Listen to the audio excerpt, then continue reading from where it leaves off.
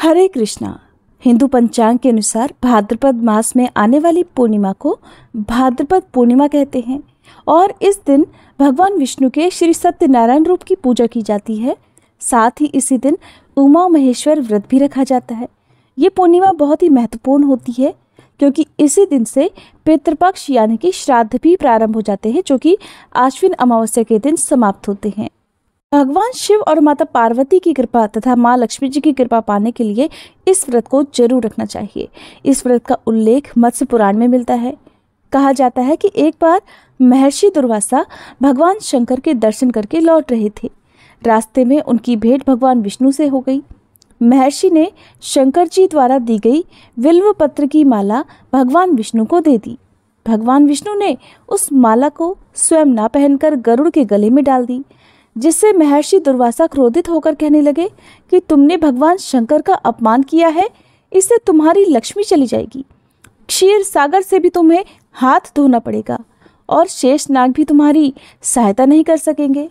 ये सुनकर भगवान विष्णु ने महर्षि दुर्वासा को प्रणाम कर शाप से मुक्त होने का उपाय पूछा। इस पर महर्षि दुर्वासा ने बताया कि उमा महेश्वर का व्रत करो, तभी तुम्हें ये खोई हुई वस्तुएं मिलेंगी। तब भगवान विष्णु ने इस व्रत को किया और इस व्रत के पुण्य प्रभाव से लक्ष्मी जी सहित समस्त खोई हुई शक्तियां भगवान विष्णु को पुनः मिल गईं। आज के दिन किसी पवित्र नदी, सरोवर या फिर कुंड में स्नान करने से पूजा का और व्रत का बहुत ज्यादा पुण्य मिलता है। इस दिन व्रत रखने से लोगों के कष्ट दूर होते हैं, जीवन में सुख समृद्धि आती है और सभी दुख दूर हो जाते हैं। सभी लोगों के लिए गंगा जी में जाकर स्नान करना संभव नहीं है। ऐसे में आज के दिन नहाने के पानी में गंगा जल मिलाकर और माँ गंगा का ध्यान करते हुए स्नान जरूर करना चाहिए। ऐसा करने से आप घर बैठे ही गंगा जी में स्नान का भी पुण्य प्राप्त कर सकते हैं। आज के दिन आपको अपनी सामर्थ्य के अनुसार कुछ न कुछ दान करना चाहिए। खास तौर पर पूर्णिमा के दिन सफेद रंग की वस्तुओं का, जैसे दूध, दूध से बनी वस्तुएं, चावल या शक्कर इत्यादि का दान करना शुभ माना जाता है। इस दिन श्री सत्यनारायण भगवान की कथा का पाठ दोपहर के समय करना चाहिए। दिन भर उपवास रखकर रात को चंद्र देवता की पूजा करके और चंद्र देवता को अर्घ्य देकर ही ये व्रत पूर्ण होता है। तो अब जानिए साल 2023 में भाद्रपद पूर्णिमा की तिथि और शुभ मुहूर्त के बारे में। इस बार 29 सितंबर शुक्रवार के दिन भाद्रपद पूर्णिमा है और इसी दिन स्नान दान और व्रत रखा जाएगा। भूल कर भी पूर्णिमा के दिन नाखून, बाल इत्यादि नहीं काटने चाहिए। किसी प्रकार का नशा इत्यादि नहीं करना चाहिए और ना ही इस दिन घर में अशुद्ध भोजन बनना चाहिए। भगवान को केवल शुद्ध सात्विक चीजों का भोग लगाना चाहिए। पूर्णिमा तिथि प्रारंभ होगी 28 सितंबर गुरुवार की शाम 6:50 से और समाप्त होगी 29 सितंबर शुक्रवार की दोपहर 3:27 पर।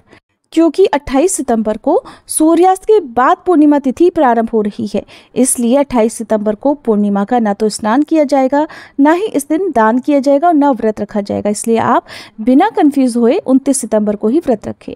29 सितंबर शुक्रवार को सूर्योदय सुबह 6:21 पर, सूर्यास्त शाम 6:13 पर। ब्रह्म मुहूर्त, जो कि सुबह पूजा पाठ के लिए उत्तम रहता है, सुबह 4:45 से 5:33 पर रहेगा। अभिजीत मुहूर्त सुबह 11:53 से 12:41 तक रहेगा। इस समय आप श्री सत्यनारायण भगवान की कथा पढ़ या सुन सकते हैं। अमृतकाल शाम 7 बजे से 8:26 के बीच रहेगा, जिस समय आप चंद्र देवता की पूजा करके अपना व्रत खोल सकते हैं। ध्यान रखें, राहुकाल सुबह 10:30 से दोपहर 12 बजे तक रहेगा। नियमों के अनुसार राहुकाल को अशुभ मुहूर्तों में गिना जाता है। ऐसे में राहुकाल के समय किसी नए काम की शुरुआत करना या किसी भी शुभ कार्य को करने से बचना चाहिए। 29 सितंबर शुक्रवार को चंद्रोदय शाम 6:23 पर रहेगा।